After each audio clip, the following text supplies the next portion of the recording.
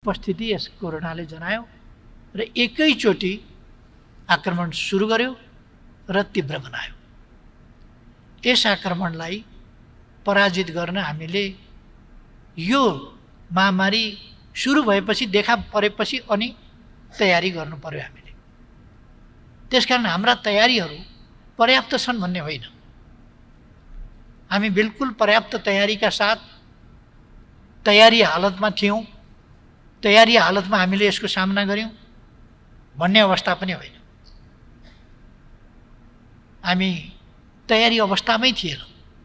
हामीले कल्पना पनि गरेका थिएनौँ कि कोरोना भाइरस आउँछ र विश्व अर्थतन्त्रलाई ध्वस्त बनाउँछ, विश्व मानव जातिलाई अस्तित्वमै चुनौती खडा गर्ने गरी एउटा भयावह स्थितिको सिर्जना गर्छ र यसले आर्थिक अवस्था, सामाजिक अवस्था, दैनिकी लगायत मानसिक अवस्थामा समेत मानिसहरूलाई प्रभावित गर्न सक्छ र ज्यानै तलमाथि हुने स्थिति र यति छोटो अवधिमा लगभग 3 लाखको ज्यान जाने स्थिति, यो यस अवस्थामा पुर्याउँछ भन्ने कल्पना गरिएको थिएन, तयारी पनि थिएन।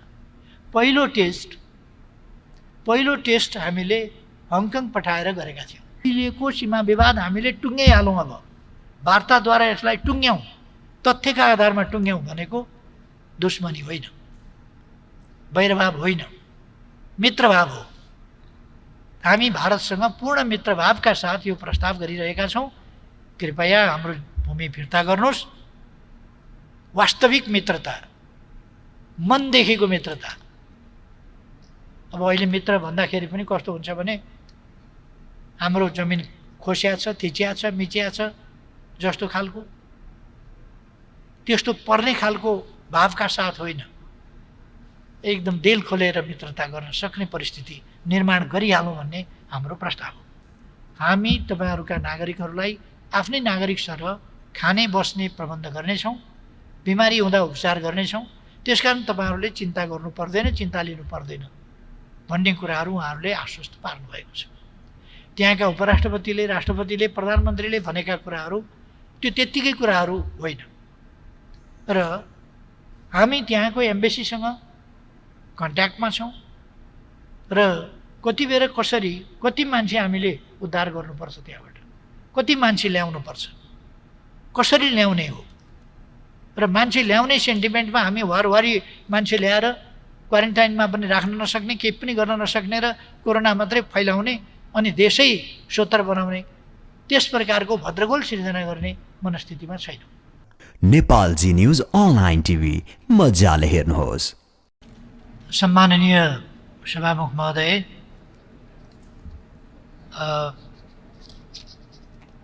मैले विषयगत रूपमा मान्यज्यूहरूले उठाउनुभएका महत्त्वपूर्ण विषयहरूलाई विषयगत रूपमा ग्रुपिङ गरेर त्यसको सम्बन्धमा स्पष्ट पार्ने कोसिस गर्छु।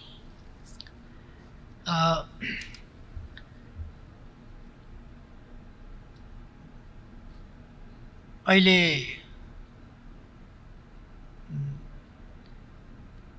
कसले के बोल्यो, कसले के लेख्यो भन्ने कुराहरूको सन्दर्भमा फेरि पनि मैले मेरो जानकारीमा छैन भन्नुपर्ने हुन्छ। एउटा कुरा म स्पष्ट गर्न चाहन्छु, त्यो के भने यो कसैको दबाबमा पारित गरिसकेपछि पनि नेपालको नयाँ नक्सा प्रकाशित नगरेको हो कि भनेर प्रश्न उठेको चाहिँ अचम्म लाग्यो। नेपालको वर्तमान सरकार सार्वभौम समानताको सिद्धान्तमा विश्वास गर्दछ, व्यवहारमा विश्वास गर्दछ र स्वाधीनता र स्वाभिमानलाई आफ्नो प्राणभन्दा प्यारो मान्छ। देशभन्दा ठुलो, देशको स्वाभिमानभन्दा ठुलो, मातृभूमिभन्दा ठुलो, मातृभूमिको हितभन्दा ठुलो केही हुँदैन र त्यसका निम्ति समर्पित हुनभन्दा ठुलो गौरवको विषय पनि केही हुँदैन। चाहे विदेशीले भनौँ, अरूको उक्साहटमा लागेर, अरूको सन्दर्भमा अरूले भनेर अरूले खटाएर नेपालले बोल्यो जस्ता कुराहरू यो अत्यन्तै नेपाल राष्ट्रलाई हुच्याउने र अपमान गर्ने कुरा हो। नेपाल राष्ट्र यो गुलामीलाई कहिल्यै स्वीकार नगरेको, स्वाभिमानका निम्ति बलिदान गरेको, दासता अस्वीकार गरेको स्वाभिमानी राष्ट्र हो। कसैको उक्साहट र भयकापमा चल्दैन। यो सबैले बुझ्ने गरी म भन्न चाहन्छु। त्यसै गरी अहिलेको सरकार र नेपाल राष्ट्र कहिले कहिले आम राष्ट्रको हित, आम राष्ट्रको भावना प्रतिबिम्बित नभइरहेको हुनसक्छ, तर अहिलेको सरकारको सन्दर्भमा यसले राष्ट्रिय हितको प्रतिनिधित्व गर्छ, राष्ट्रिय स्वाभिमानको प्रतिनिधित्व गर्छ र राष्ट्रिय भावनाको प्रतिनिधित्व गर्छ। यसर्थ कसैको दबाबमा भन्ने प्रश्न अहिलेको सन्दर्भमा यो प्रश्न कसरी सोध्नुभयो, कसरी सोध्न सक्नुभयो मान्यजीले, मलाई अचम्म लाग्छ। कसैको दबाबमा हिजो बेलुका नक्सा जारी भएको छ, पहिले नै त्यो नक्सा अन्तिम रूपमा जारी नभइकन छाप्ने र वितरण गर्ने कुरा हुँदैन। बेलुका नक्सा तयार भएको छ या पारित भएको छ, अहिले वितरण नहुँदा, बिहानसम्ममा वितरण नभइसक्दा कसैको दबाबमा हो कि भनेर यो अलिकति सोध्न प्रश्न गर्न पनि मिल्ने खालको अलिक भएन कि? तपाईँ हामीसँग र म एउटा दावा गर्न चाहन्छु, यस संसदको प्रतिनिधित्व, संसदको भावनाको प्रतिनिधित्व सरकारले गर्छ। संसद कसैको दबाबमा झुक्न चाहन्छ र काम गर्न चाहन्छ र? अवश्य चाहँदैन। यो नेपालको जनताको, सार्वभौम जनताको प्रतिनिधित्वको सर्वोच्च थलो हो र यस संसदबाट छानिएको जनताको, सार्वभौम जनताको प्रतिनिधित्वको सर्वोच्च थलो बाट निर्वाचित र अत्यधिक ठुलो विश्वासका साथ निर्वाचित यस सरकारले यस गरिमामय संसदको साँचो प्रतिनिधित्व गर्दछ। त्यसकारण यो कसैको दबाबमा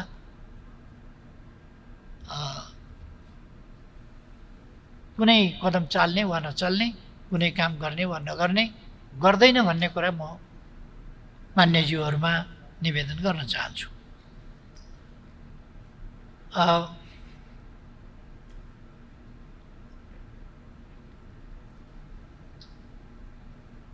सांसदहरूको भूमिका अवश्य नै संयोजनकारी भूमिका हुन्छ, चेतना अभिवृद्धि गर्ने भूमिका हुन्छ।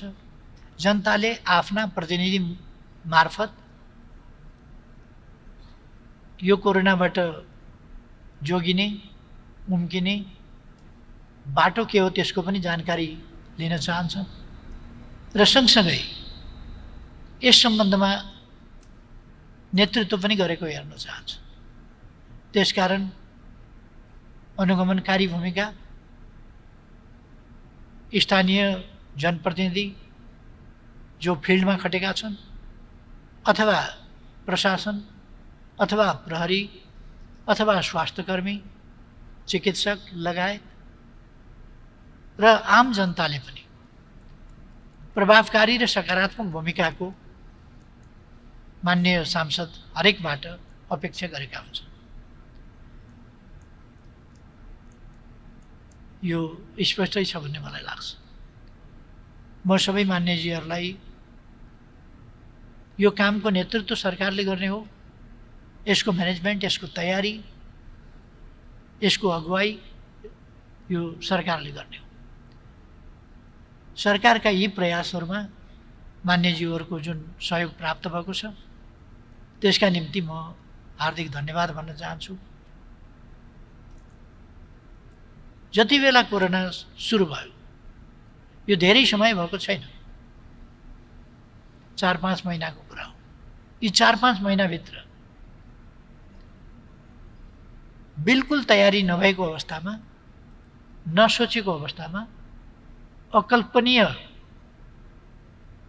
ढङ्गले अप्रत्याशित उपस्थिति यस कोरोनाले जनायो र एकैचोटि आक्रमण सुरु गर्यो र तीव्र बनायो। यस आक्रमणलाई पराजित गर्न हामीले यो महामारी सुरु भएपछि, देखा परेपछि अनि तयारी गर्नु पर्यो हामीले। त्यसकारण हाम्रा तयारीहरू पर्याप्त छन् भन्ने होइन, हामी बिल्कुल पर्याप्त तयारीका साथ तयारी हालतमा थियौँ, तयारी हालतमा हामीले यसको सामना गऱ्यौँ भन्ने अवस्था पनि होइन। हामी तयारी अवस्थामै थिएनौँ। हामीले कल्पना पनि गरेका थिएनौँ कि कोरोना भाइरस आउँछ र विश्व अर्थतन्त्रलाई ध्वस्त बनाउँछ, विश्व मानव जातिलाई अस्तित्वमै चुनौती खडा गर्ने गरी एउटा भयावह स्थितिको सिर्जना गर्छ र यसले आर्थिक अवस्था, सामाजिक अवस्था, दैनिकी लगायत मानसिक अवस्थामा समेत मानिसहरूलाई प्रभावित गर्न सक्छ र ज्यानै तलमाथि हुने स्थिति र यति छोटो अवधिमा लगभग 3 लाखको ज्यान जाने स्थिति, यो यस अवस्थामा पुर्याउँछ भन्ने कल्पना गरिएको थिएन, तयारी पनि थिएन। पहिलो टेस्ट हामीले हङकङ पठाएर गरेका थियौँ। मान्यजीहरूलाई त्यो सम्झना होला। पहिलो टेस्ट हङकङ पठाएर गरेका थियौँ र त्यसपछि नै हामीले सुरु गर्यौँ। केही दिनभित्रै हवाई उडानहरू बन्द छन्, उत्पादन ठप्प छ र प्राय दुनियाँमै स्वास्थ्य सम्बन्धी उपकरणहरूको निर्यातक, उत्पादक र निर्यातक, मुख्य उत्पादक र मुख्य निर्यातक चाइना। चाइनाबाटै सुरु भएर चाइनामा नै फैलिएर महामारीको रूप लिएपछि चाइनामै उत्पादन बन्द भयो। केही समय त्यो चाइनामै उत्पादन बन्द भएपछि स्वाभाविक रूपमा त्यसको वितरणमा पनि समस्या भयो। अर्को, यो भयावह स्थितिको परिकल्पना नगरिएको अवस्थामा जुन आइलाग्यो, त्यसले गर्दा चीनमै पनि यत्रो उत्पादन त थिएन पहिले।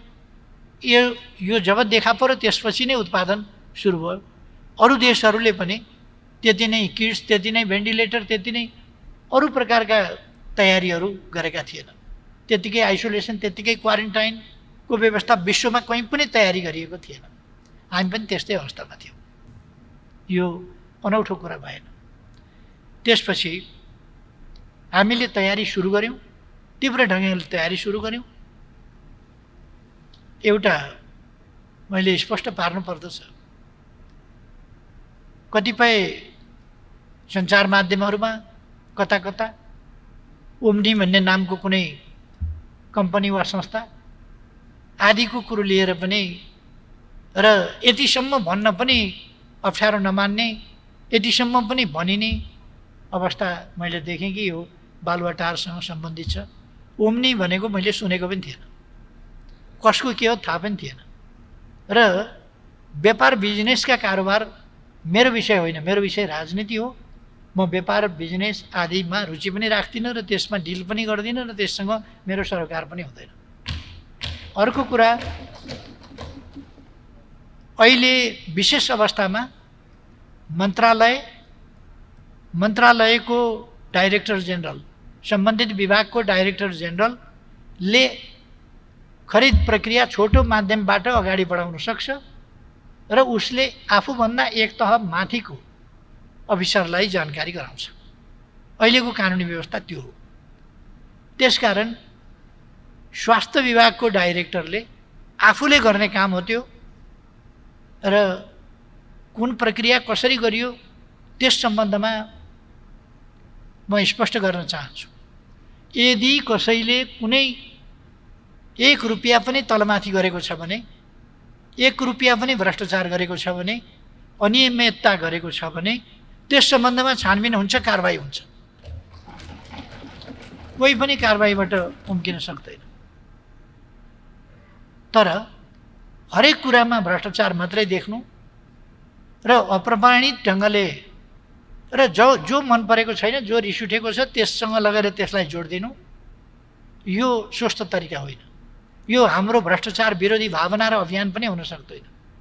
भ्रष्टाचार विरोधी हाम्रो अभियान भनेको दोषीलाई दोषी करार गर्ने, निर्दोषलाई निर्दोष करार गर्ने, हरेकलाई भ्रष्टाचार मात्रै देख्ने, हरेकलाई भ्रष्टाचारी मात्रै भन्ने, निराधार त्यस प्रकारका कुराहरू गर्ने, त्यसको जवाबदेही पनि लिनु नपर्ने, त्यस प्रकारको स्थिति भनेको भ्रष्टाचार विरुद्धको स्वस्थ स्थिति अभियान होइन। हामी कसैले पनि भ्रष्टाचार गर्छ भने छोड्दैनौँ, त्यो छानबिनको विषय हो। तर एउटा डाइरेक्टर जेनरलले गर्ने काम प्रधानमन्त्रीले पनि हेर्दैन र त्यो सचिवलाई उसले रिपोर्टिङ गर्ने हो। यो सामान्य अवस्थाको प्रोक्युरमेन्ट या खरिद प्रक्रिया होइन, विशेष अवस्थाको खरिद प्रक्रिया हो।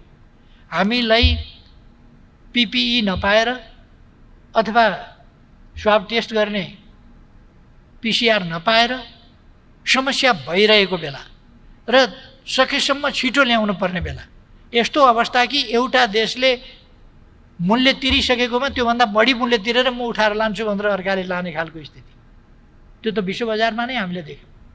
एउटाले मूल्य तिरिसकेको छ तर अर्काले बढी मूल्य तिर्छु म लान्छु भनेर बढी मूल्य तिरेर लिएर गइसक्छ। एउटा देश हुँदै अर्को देशमा जाने उपकरणहरू हामीलाई नै चाहिन्छ, हाम्रो देशबाट अन्त लान, अहिले बाहिर लान बन्द गरिएको छ भन्ने आदेश जारी गरेर त्यो पनि ती बलजफ्ती राख्ने कुरा।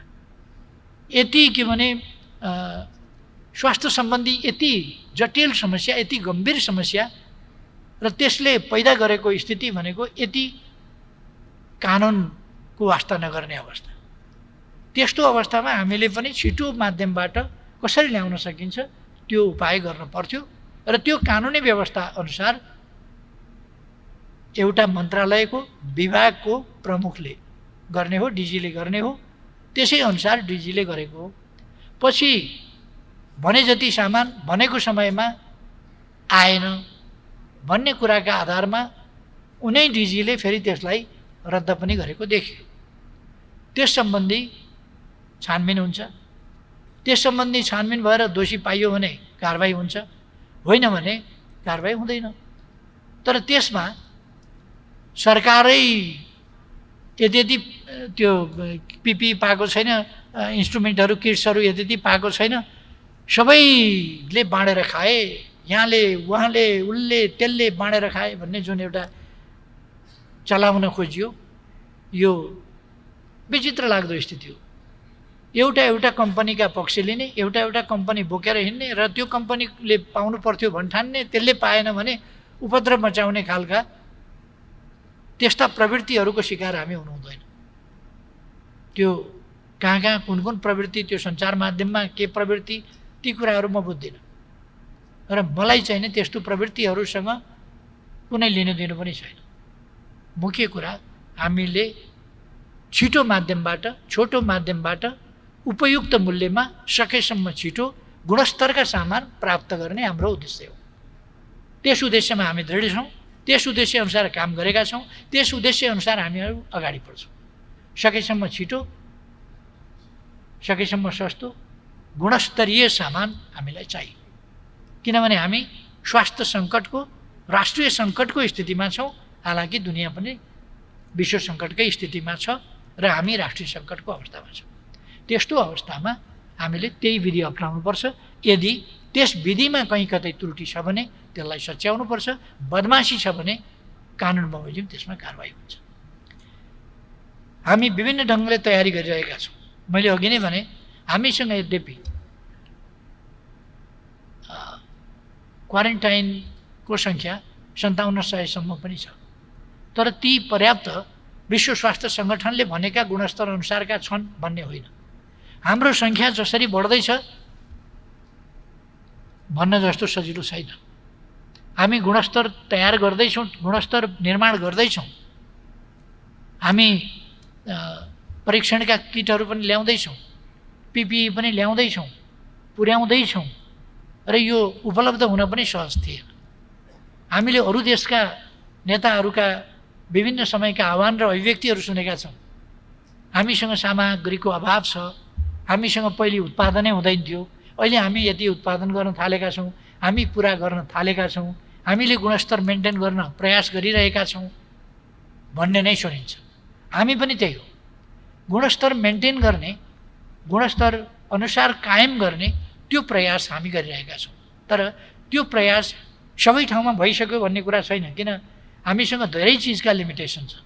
र म मान्यजीहरूलाई बताउन चाहन्छु, अवगत गराउन चाहन्छु, त्यसअनुसार WHO ले तोकेको मापदण्ड अनुसारको गुणस्तर क्वारेन्टाइनमा, परीक्षणमा, सबै चिजमा हामी गर्छौँ। हामी हाम्रो देशको स्थिति अनुसारको कामहरू गरिरहेका छौँ।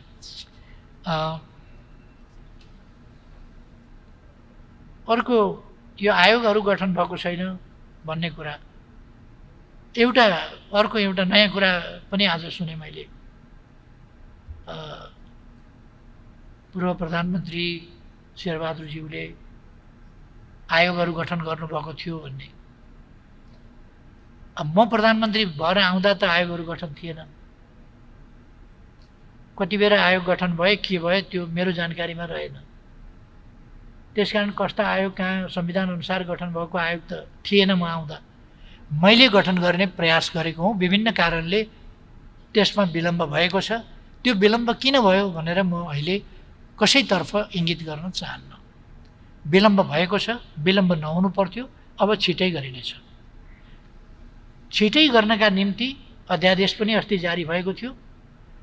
मान्यजीहरू, नेताजीहरू र अरू धेरै साथीभाइहरूको सुझाव, यो संसदबाटै गरौँला बरु, तर यसलाई अध्यादेशबाट नल्याउँ, किन ल्याइयो, आशंका पैदा भयो भन्ने खालका कुराहरू आएका हुनाले जनभावनाको कदर गर्दै उचित औचित्यको, उचित अनुचितको कुरा त्यो बेग्लै हो, उचित थियो कि अनुचित थियो त्यसको बेग्लै मूल्याङ्कन गरौँला, तर जनभावनाको कदर गर्दै त्यसलाई फिर्ता लिने काम भएको छ। र मौजुदा कानुनबाटै हामी समझदारी साथ दलित, महिला लगायतका आयोगहरू निर्माण गर्ने र त्यस सम्बन्धमा हाम्रो संविधानले संवैधानिक हिसाबले र हाम्रा कानुनहरूले कानुनी हिसाबले भेदभावलाई, छुवाछुतलाई, भेदभावलाई, त्यस्ता कुराहरूलाई दण्डनीय मानेको छ र हामीले दण्डका प्रावधान र अभ्यास पनि थालिसकेका छौँ। त्यसकारण अब नेपाल छुवाछुत युक्त हुन सक्दैन, नेपाल छुवाछुत मुक्त छ र नेपालमा छुवाछुत जस्ता कुराहरूलाई दण्डनीय बनाइएको छ। म सबै साथीहरूलाई त्यसमा आग्रह गर्न चाहन्छु र त्यसअनुसार नै सरकारले पहल पनि गर्नेछ।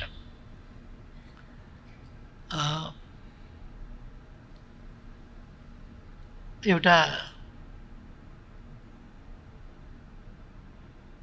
नेपालीहरू, विदेशमा भएका नेपालीहरू किन नल्याएको भन्ने कुरा, हाम्रो देश एउटा श्रम शक्ति निर्यात गर्ने जस्तो अवस्थामा रहेको छ। हामीले श्रम सम्झौता गरेका छौँ धेरै देशहरूसँग, कहीँ श्रम सम्झौतै नभएका ठाउँमा पनि श्रमिकहरू गएका छन्, हाम्रा युवाहरू गएका छन्। के कारणले जानु पर्यो, किन जानु पर्यो त्यो बेग्लै कुरा हो। अहिले यो सरकार बनेपछिका 2 वर्षमा भन्ने हो भने विदेश जानुपर्ने स्थितिमा न्यूनता आएको छ, विदेश जाने क्रममा न्यूनता आएको छ। देशमा स्वरोजगारका स्थितिहरू सिर्जना गर्ने वा रोजगारीका अवसरहरू सिर्जना गर्ने र विदेश जानबाट अलिकति युवाहरूलाई देशभित्रै काम गर्नेतर्फ आकर्षित गर्ने ती प्रयासहरू अगाडि बढेका छन्। तर फेरि पनि 45-50 लाख युवाहरू विदेशमा छन् भन्ने कुरा थियो। अस्ति 4 महिना अगाडि कोरोना नबढ्दासम्म अथवा अस्ति 3 महिना जति अगाडिसम्म पनि यस्तो स्थिति थिएन। हामीले लकडाउन गर्नु परेको थिएन, अरू कुराहरू गर्न परेको थिएन र कोरोना नफैलिदासम्म, रोजगारी नखोसिदासम्म अथवा कोरोना फैलिएर एउटा भयावह स्थिति सिर्जना नहुँदासम्म उद्योग धन्दाहरू वा आफ्ना कामका क्षेत्रहरू बन्द नहुँदासम्म आउँछु भन्ने स्थिति थिएन। हामी यसै कल्पना गर्न सक्छौँ, यदि 40-45 लाख युवाहरूलाई हामीले ल्याउने हो भने हाम्रा सबै जहाज प्रयोग गर्दा 45 लाख युवाहरूलाई देशभित्र ल्याउन कति समय लाग्छ? अहिले मैले अलिक मौखिक हिसाब गर्न गणितमा अलिक कमजोर छु। 45 लाख युवाहरूलाई देशभित्र ल्याउन हामीसँग कतिवटा जहाज छन्? 2-4वटा होला। त्यो जहाजहरू लगातार हामीले उडायौँ भने कति समय लाग्छ, कति महिना लाग्छ? यो यस्तो सहज विषय होइन। अमेरिकाले 150 नागरिक नेपालका विमान चार्टर गरेर फिर्ता लगे जस्तो होइन। अस्ट्रेलियाले 250 मान्छे फिर्ता लग्यो भने जस्तो होइन। कतारका केही मान्छे यहाँ थिए, तिनीहरूलाई जहाज चार्टर गरेर फिर्ता लग्यो भने जस्तो होइन। कतारले फिर्ता लग्यो भने 100 जना लग्यो होला, तर हाम्रो त कतारमा 4.25 लाख जति युवाहरू छन्। त्यसकारण कतारले 150 मान्छे लानु र 100 मान्छे लानु र हामीले 4.25 लाख मान्छे फिर्ता ल्याउनु एउटा कुरा होइन। अनि क्वारेन्टाइनमा फिर्ता ल्याएर राख्ने, कतारबाट मात्रै 4.25 लाख मान्छे ल्याउने हो भने त्यो 4.25 लाखलाई हामीले क्वारेन्टाइनमा राख्न गर्नुपर्छ नि सरकारले व्यवस्था। भन्न सजिलो छ, तर सरकारले व्यवस्था कुन जनशक्तिले गर्छ? केले गर्छ? जनशक्ति नै बाहिर छ, अनि केले गर्छ? त्यसकारण हामीले ल्याउन नदिने, देश फर्किन नदिने भनेको होइन, ल्याउने तयारी हुँदैछ। तर कति ल्याउन सकिन्छ, कति ल्याउनु पर्छ, कति ल्याउनै पर्ने स्थितिमा छन्, त्यसको हिसाब किताब हुँदैछ। म गरिमामय सदनलाई जानकारी गराउन चाहन्छु। मैले कतारका प्रधानमन्त्रीजीसँग कुरा गरेको छु, युएईका उपराष्ट्रपतिसँग कुरा गरेको छु, जो त्यहाँ अहिले डिफ्याक्टो रुलरको रूपमा हुनुहुन्छ, किनभने राष्ट्रपतिज्यूको स्वास्थ्यको कारणले। अरू देशहरूमा कुवेतका प्रधानमन्त्रीसँग कुरा गरेको छु, बहराइनमा कुरा गरेको छु, ओमानमा कुरा गरेको छु, साइप्रसमा कुरा गरेको छु, इजरायलका राष्ट्रपतिसँग कुरा गरेको छु। र हाम्रो नागरिकहरू तपाईँहरूको देशको आर्थिक उन्नति, विकास, निर्माण आदिको लागि आउनु भएको हो। र तपाईँहरूले अप्ठ्यारो पर्ने बित्तिकै तुरुन्त लखेट्ने खालको काम गर्नु हुँदैन। र कुवेतमा कति गैरकानुनी ढङ्गले बसिरहेका 3500 मानिसहरूले अहिले त्यो कुराकानी पछि उहाँहरूले दण्ड नगर्ने, रजिस्टर गर्न दिने र इलिगललाई लिगल स्ट्याटसतिर आउन दिने, कमसेकम दण्डनीय नबनाउने। र यो कोरोनाको स्थिति सिद्धिएपछि अनि कूटनीतिक तवरबाट उनीहरू त्यहीँ काम गर्न चाहन्छन् या फर्किन चाहन्छन् भन्ने कुरा गर्ने। यी सबै देशहरूसँग कुरा हुँदा या साउदी अरबियासँग हाम्रो परराष्ट्र मन्त्रीजीले कुरा गर्नुहुँदा हामी तपाईँहरूका नागरिकहरूलाई आफ्नै नागरिक सरह खाने बस्ने प्रबन्ध गर्नेछौँ, बिमारी हुँदा उपचार गर्नेछौँ। त्यसकारण तपाईँहरूले चिन्ता गर्नु पर्दैन, चिन्ता लिनु पर्दैन भन्ने कुराहरू उहाँहरूले आश्वस्त पार्नुभएको छ। त्यहाँका उपराष्ट्रपतिले, राष्ट्रपतिले, प्रधानमन्त्रीले भनेका कुराहरू त्यो त्यत्तिकै कुराहरू होइन। र हामी त्यहाँको एम्बेसीसँग कन्ट्याक्टमा छौँ र कति बेर कसरी कति मान्छे हामीले उद्धार गर्नुपर्छ, त्यहाँबाट कति मान्छे ल्याउनुपर्छ, कसरी ल्याउने हो। र मान्छे ल्याउने सेन्टिमेन्टमा हामी वारवारी मान्छे ल्याएर क्वारेन्टाइनमा पनि राख्न नसक्ने, केही पनि गर्न नसक्ने र कोरोना मात्रै फैलाउने अनि देशै सोतर बनाउने, त्यस प्रकारको भद्रगोल सिर्जना गर्ने मनस्थितिमा छैनौँ। हाम्रो भनाइ हो देशको नागरिकहरूको भित्र भएकाको पनि सुरक्षा हुनु पर्यो, बाहिर हुनेका समस्या पनि समाधान गर्नु पर्यो, आउन चाहने जेन्युन समस्याहरू भएका समस्याहरूलाई सम्बोधन पनि गर्नु पर्यो। त्यसकारण सरकार जेन्युन समस्याहरू विदेशमा रहेका नागरिकहरूका सम्बोधन गर्नेदेखि लिएर देशभित्रका नागरिकहरूको सुरक्षा त्यसको प्रबन्ध पनि यथोचित गरेर यी दुईटै कुराहरूलाई संयोजित ढङ्गले गर्ने कुरामा सरकार स्पष्ट छ, दृढ छ र क्रियाशील छ। म मान्यज्यूले उठाउनु भएका प्रश्नहरू मार्फत समग्र सम्मानित सदनमा जानकारी गराउन चाहन्छु।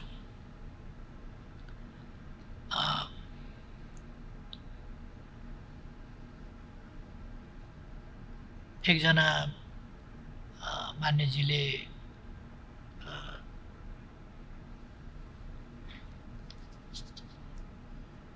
एउटा प्रश्न उठाउनु भएको छ, नक्सा जस्तो जमिन फिर्ता लिन सजिलो छैन भनेर। नक्सा जस्तै फिर्ता लिन सजिलो भएको भए त हिजो बेलुकै फिर्ता आइसक्थ्यो। अवश्य छैन नक्सा बनाउनु जस्तै सजिलो, तर नक्साले हाम्रो एउटा दृढतालाई प्रतिबिम्बित गर्छ। हामी जमिन फिर्ता लिनेवाला छौँ, फिर्ता लिएर छोड्नेवाला छौँ, किनभने यो हाम्रो भूभाग हो। सजिलो छ भनेको होइन।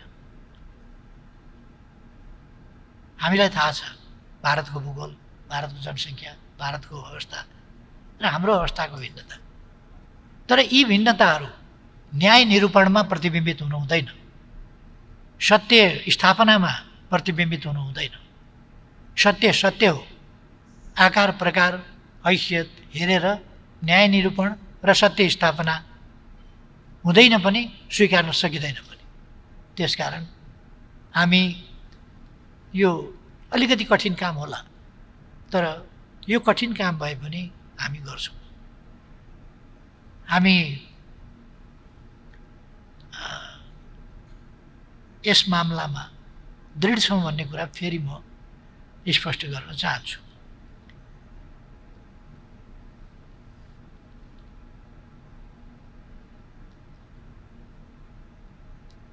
भारत वार्तामा बस्छ कि बस्दैन भनेर अलिकति विलम्ब भएको छ, तर वार्तामा नबस्ने भन्ने कुरा मलाई लाग्दैन। वार्ता हुन्छ, वार्ताद्वारा हामी तथ्य प्रमाणहरू वार्ताको टेबलमा प्रस्तुत गर्छौँ। हामी कुनै उत्तेजनामा छैनौँ, आवेशमा छैनौँ, हामी गम्भीर छौँ र त्यो गम्भीरताका साथ तथ्य प्रमाणका आधारमा अत्यन्त मैत्री भावका साथ नेपाल र भारत दुईटा छिमेकी मित्र राष्ट्रहरू हुन्। यो मित्रता ऐतिहासिक छ। यो मित्रता अनेक हिसाबले सांस्कृतिकदेखि लिएर थुप्रै पक्षहरू, आर्थिक पक्षहरू, सामाजिक पक्षहरू, अनेक पक्षहरूबाट बाँधिएको पनि छ र यस्तो मित्रतामा कुनै पनि कुराले दरार पैदा गर्न दिनु हुँदैन। यस्तो मित्रता पारस्परिक सम्मान, समानता, न्यायको आधारमा एक अर्काका सार्वभौम सत्ता, भौगोलिक अखण्डता, स्वाधीनतालाई स्वीकारेर त्यसलाई व्यवहारमा अमल गरेर हामीले सुदृढ गर्नुपर्छ यो मित्रता। हामी भारतसँग यसको अर्थ कुनै तनाव चाहिरहेका छौँ र हुँदै होइन। हामी भारतसँग तनाव होइन,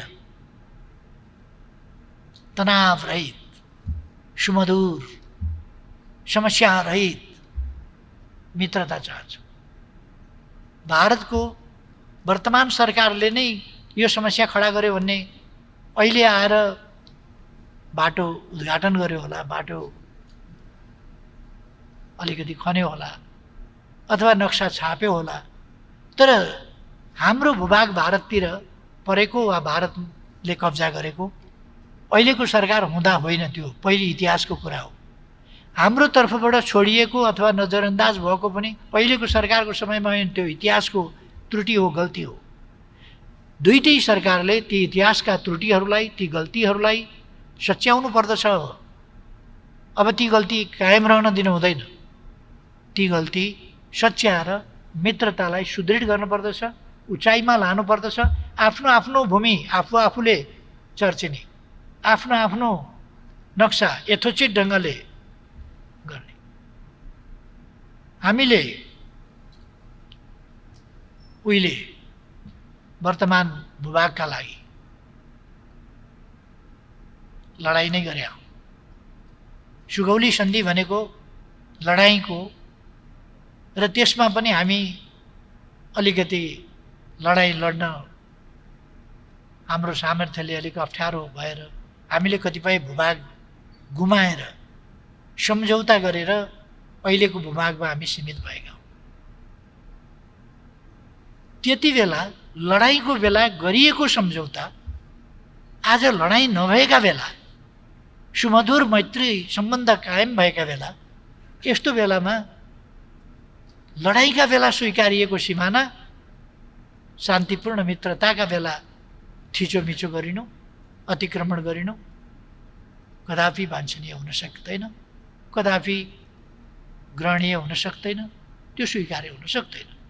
त्यसकारण हामी भारतसँगको मित्रतालाई सुदृढ बनाउनका लागि, पारस्परिक मित्रतालाई अझ उचाइमा लानका लागि 21औं शताब्दी सुहाउँदो सार्वभौम समानताका आधारमा, पारस्परिक न्याय र सम्मानका आधारमा, लाभका आधारमा हामी यसलाई विकसित गरेर लिएर जान चाहन्छौँ।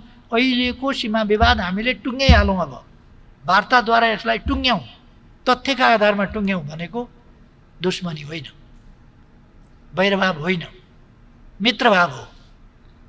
हामी भारतसँग पूर्ण मित्रभावका साथ यो प्रस्ताव गरिरहेका छौँ। कृपया हाम्रो भूमि फिर्ता गर्नुहोस्। वास्तविक मित्रता, मनदेखिको मित्रता। अब अहिले मित्र भन्दाखेरि पनि कस्तो हुन्छ भने हाम्रो जमिन खोस्या छ, थिचिया छ, मिचिया छ जस्तो खालको, त्यस्तो पर्ने खालको भावका साथ होइन, एकदम दिल खोलेर मित्रता गर्न सक्ने परिस्थिति निर्माण गरिहालौँ भन्ने हाम्रो प्रस्ताव हो। त्यसकारण यसमा धेरै सजिलो होइन, तर यो असजिलो विषय पनि होइन। सत्यमेव जयते, हामीले भन्ने त्यही हो।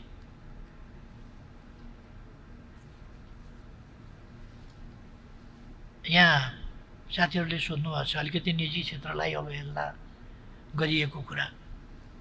निजी क्षेत्रलाई अवहेलना मैले भन्ने गरेको छु, आर्थिक उन्नति गर्न सकिन्छ, हामी प्रविधिको विकास पनि गर्न सक्छौँ, आर्थिक उन्नति पनि गर्न सक्छौँ, तर मानवीय क्षति, मान्छेको गएको ज्यान फिर्ता ल्याउन सक्दैनौँ। घाटा अहिले भयो भने फेरि घाटा पूर्ति गर्न सक्छौँ हामी, तर मानवीय क्षति र त्यो क्षतिले जे लिएर जान्छ ती कुराहरू त्यो परिपूर्ण हुँदैन। त्यसकारण हामीसँग पहिलो कुरा हो वुमेन सेन्ट्रिक, मानव केन्द्रित। हाम्रा प्रयासहरू पहिले मान्छे बचाउबाट सुरु हुन्छ, मान्छे बचाउबाट अगाडि बढ्छ र मानवीय सुरक्षा कोभिड-19बाट अर्थतन्त्रमा पार्ने प्रभाव भन्दा जनताको जीवनमा पार्ने प्रभाव, जनताको ज्यानमा पार्ने प्रभाव, त्यो पहिलो कुरा हो। पहिले हामी ज्यान जोगाउनेतर्फ लाग्छौँ र त्यसपछि यसको अर्थ अरू चिज गर्दैन होइन, तर हाम्रो प्रमुख ध्यान चाहिँ मान्छेको ज्यान जोगाउने कुरामा हुन्छ। त्यसपछि अरू क्षेत्र, निजी क्षेत्रको पनि ज्यान पहिले जोगाउनुपर्छ। उद्यमीहरूको पनि यसले त धनी गरिब चिन्दैन नि, ठुलो पोस्ट ओहदा पनि चिन्दैन। त्यसकारण धनी गरिब पनि नचिन्ने, ठुलो ओहदा पनि नचिन्ने, केही नचिन्ने भएको हुनाले ठुलो ओहदाधारी हौँ अथवा सम्पत्तिधारी हौँ अथवा उद्योगधारी हौँ अथवा जेसुकैधारी हौँ, जे भए पनि पहिले चाहिँ ज्यान जोगाउनु पर्दछ। निजी क्षेत्रका व्यक्तिहरूको पनि ज्यान जोगाउने पहिलो कुरा हो। कोही सुरक्षित छैन। त्यसकारण असुरक्षित स्थितिबाट सुरक्षित स्थितिमा पुर्याउने र कोरोना भगाउने कुरा सबभन्दा पहिलो कुरा हो। बाँकी कुराहरू हामी सिँगै अर्थतन्त्र उठाउँछौँ, देशको विकास गर्छौँ, यो यत्तिकै भनिराखेका छैनौँ, योजनाबद्ध ढङ्गले भनिराखेका छौँ।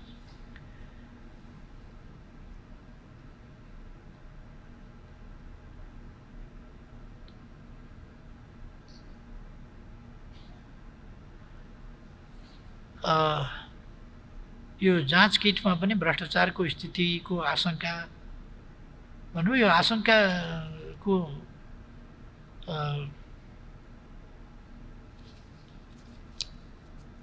यो आशंकै मात्रै गर्दा त केही उपाय हुँदैन।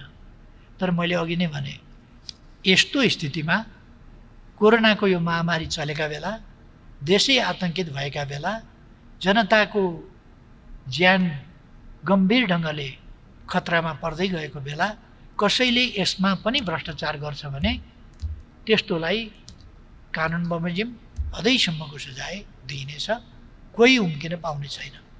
तर यति बेर जाँचतिर लाग्ने कि भ्रष्टाचारको छानबिनतिर चाहिँ पहिले लाग्ने भन्ने कुराको हकमा जाँचतिर पहिले सँगसँगै भ्रष्टाचार छ कि भनेर सजग हुने, भ्रष्टाचार रहेछ भने त्यो त भोलि पनि हामी हेर्न सक्छौँ, छानबिन गर्न सक्छौँ। अहिले चाहिँ हामीले मुख्य कुरा त्यसमा ध्यान दिनुपर्छ। डेमोक्रेसी इज डेमोक्रेसी, त्यसको डिफिनेसन चाहिँदैन भन्नुभयो। डेमोक्रेसी थुप्रै प्रकारका छन्, देश देशका डेमोक्रेसी छन्, आफ्ना डिफिनेसनका डेमोक्रेसी छन्। त्यसकारण democracy should be defined. Democracy should be defined in its highest way. त्यसकारण यसलाई डिफाइनै गर्न सकिँदैन, गर्नै हुँदैन भन्ने होइन। यसलाई हामीले सबभन्दा लेटेस्ट मानव जातिले प्राप्त गरेका, प्रयोगबाट प्राप्त गरेका सफलता असफलताका अनुभवहरूबाट डेमोक्रेसीको डिफाइन हुन्छ। र डेमोक्रेसीको डिफिनेसनमा पहिलो कुरो, democracy should be people's democracy. यो कुराले अलिकति झस्को पर्ला साथीहरूलाई, आइडियोलोजिकल झस्को पर्ला। तर मसँग झस्को पर्यो भने अब्राहम लिङ्कनलाई सोध्नुहोस्, अब्राहम लिङ्कनको किताब पढ्नुहोस्, झस्को हराउँछ। किनभने डेमोक्रेसी उनले डिफाइन गरेका छन्, is for the people, of the people, by the people. त्यसकारण मैले भन्दा झस्को पर्छ भने अब्राहम लिङ्कनलाई सोद्धा, अब्राहम लिङ्कनका किताब पढ्दा त्यो झस्को हराउँछ। भारतलाई सोधिए जस्तै डिप्लोमेटिक नोट अथवा अरू केही चीनसँग कस्तो वार्ता भएको छ कि छैन भनेर हाम्रो सरकारी प्रतिनिधिले चीन सरकारका अधिकारीसँग कुरा गर्नुभएको छ। र चीन सरकारका अधिकारीले यस सम्बन्धमा त्यो परम्परागत हिसाबले एउटा परम्परागत तीर्थयात्राको सन्दर्भमा र परम्परागत ट्रेड रुटको सम्बन्धमा मात्रै कुरा गरिएको, यसले सीमा सम्बन्धी प्रश्नमा, ट्राइजेक्सन या अन्य प्रश्नमा कुनै असर गर्दैन। र यस कुरामा भारतले नेपालसँग पनि कुरा गर्नुपर्छ। र यो सीमासँग सम्बन्धित छैन भन्ने कुरा चाहिँ नि चीनले हामीलाई स्पष्ट पारेको छ। र यो कुरा चीनले हामीलाई बताएअनुसार भारतलाई पनि जानकारी गराएको छ। त्यसकारण यस सम्बन्धमा हामी सबैतिर, मैले अघि नै भने, कुनै देशप्रतिको आग्रह पूर्वाग्रह राखेर होइन, हाम्रो देशप्रतिको संवेदनशीलता, हाम्रो भूमिप्रतिको संवेदनशीलतालाई हेरेर हामीले सबैतिर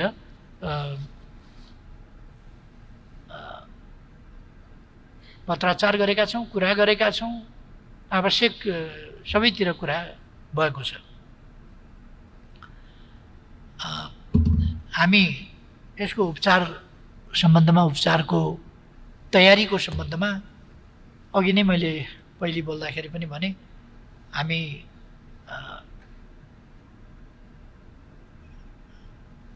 वडासम्म WHO ले भनेका मापदण्ड अनुसारका क्वारेन्टाइन, ठ्याक्कै मापदण्ड पुग्छ कि पुग्दैन, यो भन्छ नि युरोपियन स्ट्यान्डर्ड भने जस्तो, त्यो पुग्छ कि पुग्दैन भन्ने कुराको हकमा कतिपय ठाउँमा हाम्रा क्वारेन्टाइनहरू, हाम्रा गाउँहरू त्यो सहरमा जस्तो कतिवटा कुरा लागू हुँदैन। घरमा बसेको हुन्छ, खेतबारीमा काम गरिराखेको हुन्छ, टाढा घर हुन्छ अरूको, त्यहाँ मेन्टेन गर्ने भनेको उसले परिवारकै सदस्यहरूका बिचमा डिस्टेन्स, त्यो कसैसँग सम्पर्कै भएको छैन भने त्यो डिस्टेन्सको पनि खासै अर्थ हुँदैन। त्यसकारण हाम्रो गाउँघरको स्थिति, जिल्ला पहाडी ठाउँहरूको स्थिति त्यो स्थिति अलिकति फरक पनि हुनसक्छ। त्यसकारण तर के भने मुख्य कुरा चाहिँ कोभिड-19 सङ्क्रमण हुनबाट बचाउने कुराको प्रत्याभूति हो। त्यस प्रत्याभूतिलाई ध्यानमा राखेर हामीले काम गर्नुपर्छ भन्ने। सुनकाण्डको मुद्दा किन सार्वजनिक भएन भन्नुभयो कोही मान्यले। सार्वजनिक भनेको के हो नै मैले बुझिनँ। अदालतमा मुद्दा चलेको छ, मान्छे झ्यालखानमा छन्,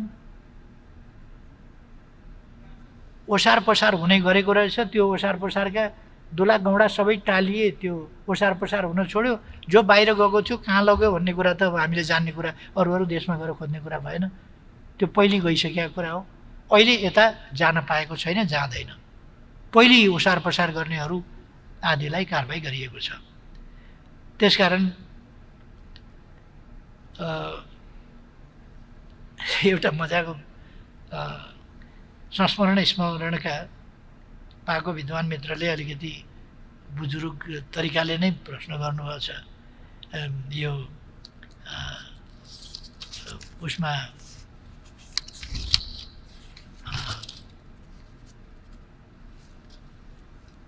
यो नेभिल च्याम्बरलिनलाई अरूले इनफ भनेको होइन, आफ्नै पार्टीकाले इनफ भनेका थिए भनेर।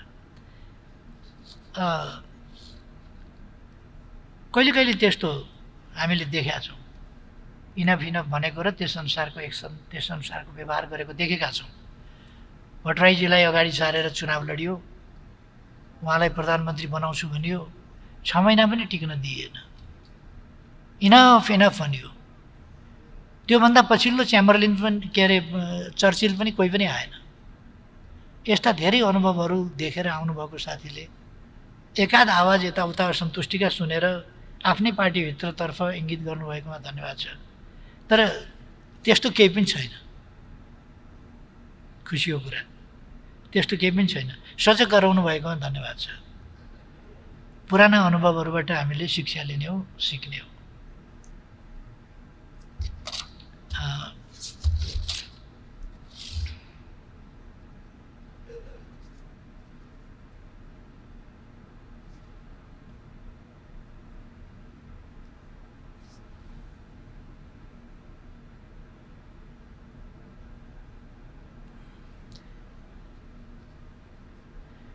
संविधान संशोधन प्रस्ताव कहिले आउँछ भन्ने पनि जिज्ञासा राख्नुभएको छ। संविधान संशोधन सम्बन्धी प्रस्ताव छिटै संसदमा प्रस्तुत हुन्छ र होला। अरू थुप्रै विषय मैले अघि पनि भने, अरू थुप्रै विषयहरू पनि होला। संविधान असंशोधनीय दस्तावेज होइन भनेर उहिलेदेखि म भनिरहेको छु। असंशोधनीय दस्तावेज होइन, आवश्यकता अनुसार संशोधन हुन्छ, औचित्यका आधारमा संशोधन हुन्छ।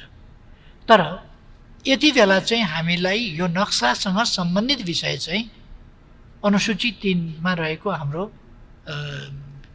के प्रतीक चिन्ह के भन्छ त्यसलाई, निशान छाप। यो निशान छाप चाहिँ अनुसूची 3 मा भएको हुनाले संविधानमा त्यो अनुसूचीमा अथवा हामीले लगाउने लोगोमा यो सबै अनुसूचीबाट आउने भएको हुनाले त्यसलाई संशोधन गर्नु र नेपालको नक्सालाई संविधानले अरू सबै कुरालाई चिन्ने तर नक्सा नचिन्ने हुनु हुँदैन। त्यसकारण नक्सालाई पनि संविधानले वास्तविक अर्थमा चिन्न पर्दछ। त्यसकारण संविधान संशोधन त्यस बुँदामा आउँछ।